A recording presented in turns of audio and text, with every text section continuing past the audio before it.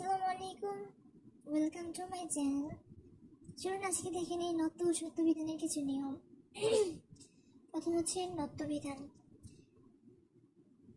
রি বসিন্যার মূর্ধন্যস্য, এরপর মূর্ধন্য বসে। যেমন ঋণ, এই যে এটা আছে অন্বেষণ, মূর্ধন্যস্য আছে অরণ্য, বসিন্যার আছে, তারপর মূর্ধন্য বসবে। ঠিক তেমনভাবে মূর্ধন্য সত্য বিধানের নিয়ম একই রকম। রি বসিন্যার মূর্ধন্য সত্য আছে, এরপরে মূর্ধন্য যে ঋষি, বর্ষা। নিয়ম 2, রিকারের পরে মূর্ধন্য, রিফের পরে মূর্ধন্য, রফলার পরে মূর্ধন্য। যেমন তৃণ, এই যে রিকার এরপর মূর্ধন্য, বর্ণ উপরে রিফ, বর্ণ তাই মূর্ধন্য, প্রণয় রফলা তাই তারপর মূর্ধন্য।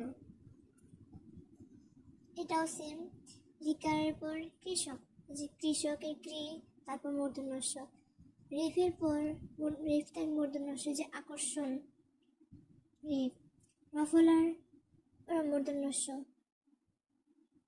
শীর্ষক। ইংরেজি শব্দে মূর্ধন্য বসবে না, সেটা হবে কর্নেল। যদি যেমন এটা কিন্তু মূর্ধন্য হবে না, কারণ এটা হচ্ছে ইংরেজি শব্দের জন্য, এটা হবে দন্তন্য। ইংরেজি ছলে মূর্ধন্যস্য না হয়ে হবে দন্তস্য। যেমন স্টাডি।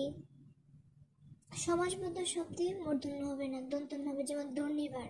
সমাসবদ্ধ শব্দ হচ্ছে যেগুলোর ব্যাস বাক্য হচ্ছে সেগুলো হচ্ছে সমাস বাক্য, যেগুলোর ব্যাস বাক্য হয় সেগুলো হচ্ছে সমাস। যেমন দুর্নিবার, যা দমন করা যায় না, দুর্নিবার।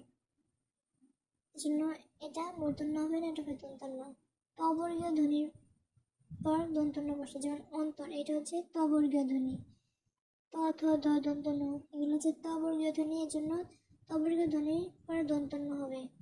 আবার টবর্গীয় ধ্বনির ক্ষেত্রে মূর্ধন্য হবে।